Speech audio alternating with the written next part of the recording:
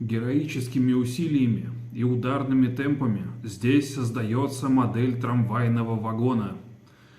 Надо доделывать кузов. Что тут остается?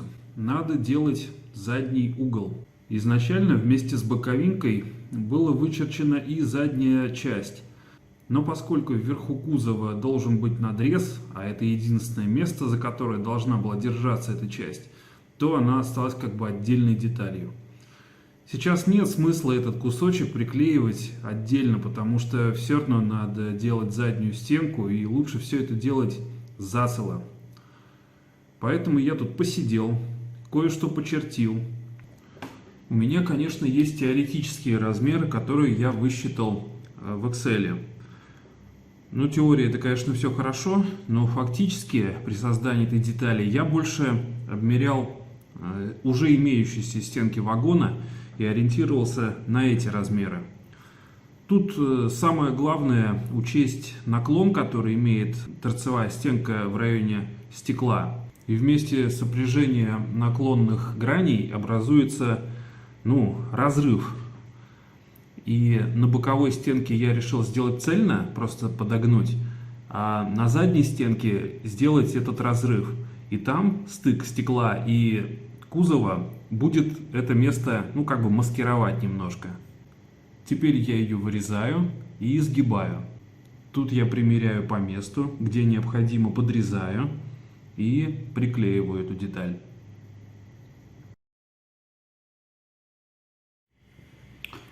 Вот кузов уже обретает какие-то законченные знакомые очертания. И теперь нужно делать крышу. Размеров, как всегда, нету, поэтому придется делать как-то по пропорции. И у меня уже есть кое-какой план. Вот эти полоски уже приготовлены для потолочных панелей. На фотке изнутри я обратил внимание, что есть молдинги, которые делят крышу на три части, не совсем равные, да, серединка явно пошире, чем крайние части. И кроме того, молдинги разделяют ее, примерно как вот окна на таких же величинах. Вот попробую от этого оттолкнуться и высчитать все эти размеры. Вот я разметил линии молдингов и примерно прикинул, где будут стоять плафоны освещения. Они идут в 1,5 раза чаще, чем в молдинге, поэтому в одну секцию попадает 2 плафона, в другую 1, и так они и чередуются. К сожалению, как я не смотрел фотки, по краям, там где сужение, я не улавливаю, как именно там стоит плафон. И на память я тоже так не помню. Вроде как он немножко выбивается из общего ряда, но вот на каком расстоянии он относительно соседнего, вот тут я что-то не припомню. Я тут немного посидел с линейками, с кружочками, попытался подобрать размер лампы, которая была бы, хорошо смотрелась бы в этом салоне. Разумеется, оригинальный размер неизвестен, никто не догадался его померить. Пока остановился на 6 миллиметрах. Так на вид как будто бы немножко маловато, а 7 уже много. Я нашел вот такую оправку. На нее накрутил ленту. Лента шириной 2 миллиметра. И так примерно из нее получился кружок диаметром 7 миллиметров. Да, то есть чуть больше, чем я нарисовал в своей. И вот как вот так вот прикинуть, вот тот это размер или не тот? Да вроде похож. Сейчас тогда понаделаю несколько таких кружков, посмотрю, как они вместе смотрятся. Эти полоски я уже нарезал по длине, получилось где-то по 9 сантиметров. И первый виток оборачиваю вокруг оправки и наношу клей. Распределяем клей равномерно и накручиваем на оправку.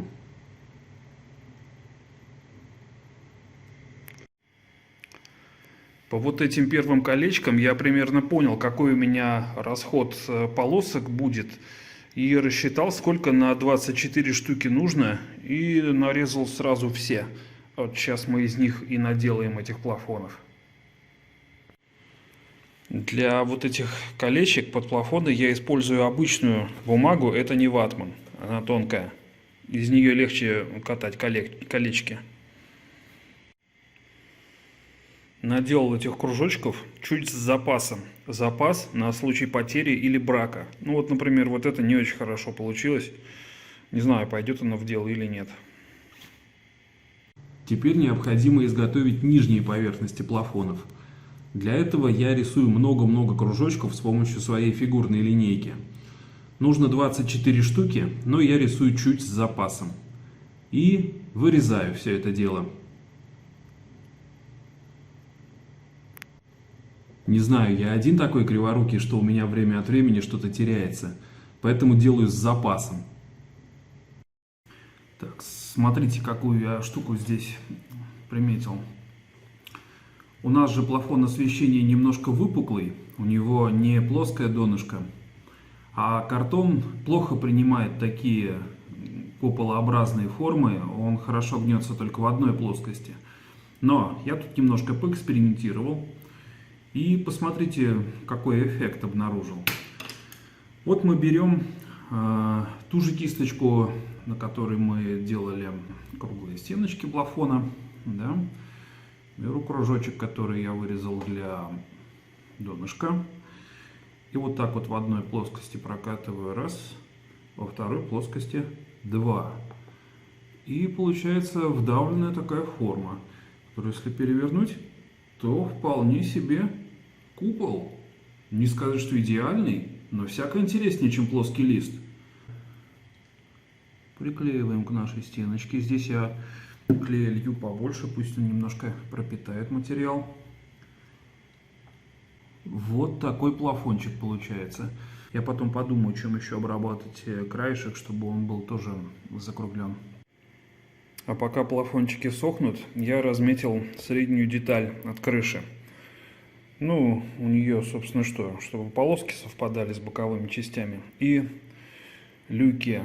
Люки я разметил по окнам. Поскольку крыша у меня не цельная, потолок точнее, крыша-то будет цельная, то есть возможность вот так вот приложить и посмотреть, что люки более-менее все на своих местах. Особенно меня интересовал люк в кабине, чтобы он не попал на перегородку. Ну так вроде бы все получается хорошо. Сразу же перед тем, как вырезать люки, решил нарастить толщину, наклеил второй слой, но наклеил его не один в один размер, как сама полоска. Она пошире в середине и поменьше по длине, потому что на кузове у меня припуски есть для приклеивания, а вширь на вот эти, получается, припуски будут ложиться соседние детали. Соответственно, на них усиление будет из более узких полос, чтобы они не накладывались на вот эти, и было место для продольных вот этих полосок. Я тут произвел кое-какие эксперименты с покраской. Вообще, трамвай практически белый, только на борту широкая цветная полоса. И в принципе можно было его не красить вовсе, ну кроме этой полосы. Но я решил покрасить все-таки белым с целью скрыть структуру картона, ватмана. Вот мне попалась такая краска, самая маленькая баночка, что была в магазине. Она масляная, довольно вонючая, сохнет долго.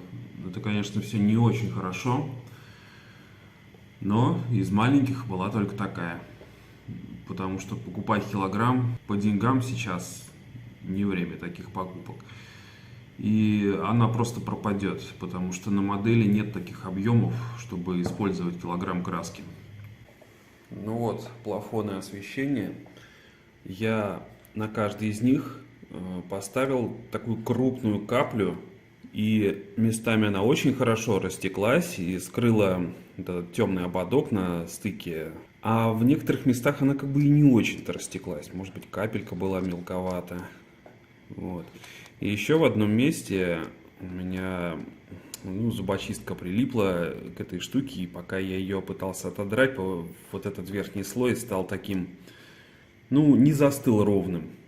Вот здесь вот я заметил, видимо, капля была слишком крупная, и она при высыхании дала усадку, и теперь в середине такая вмятина. В принципе, можно будет и сюда просто капнуть еще раз немножко краски, и она застынет уже как положено. Большинство, в принципе, пойдет. Вот на этой детали краска немножко попала на стекло. Она уже немножко подсохла, то есть она уже не прилипает. И я сейчас попробую зубочисточкой подкорректировать это место. Должно получиться ровнее. Да, к стеклу эта краска не так прилипает. Это не стекло, это пленка вот эта для печати. И, в принципе, удалось ровненько так убрать. Вот я эти потолочные панели покрасил.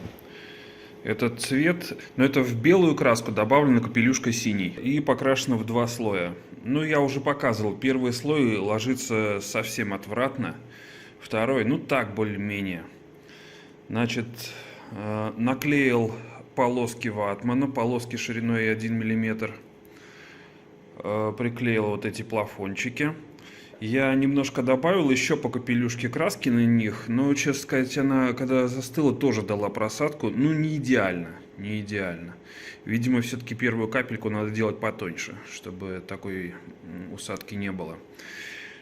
Сделал поручни из того же металла, из той же проволоки, что делал спинки для кресел. Значит, кронштейны для них сделал в виде небольших треугольничков. В основании он 3 мм, кончик у него 1,5 мм. То есть основание немножко загнуто и приклеена вот такая площадочка. Сама вот эта втулочка на поручне — это тонкий лист, тонкая полоска 2-миллиметровая, длиной, по-моему, 8 мм. И вот она, когда обкручиваешь вокруг поручня, дает вот такую толщину. Такая вполне, я считаю, правдоподобная. Да, много времени заняли эти эксперименты с краской.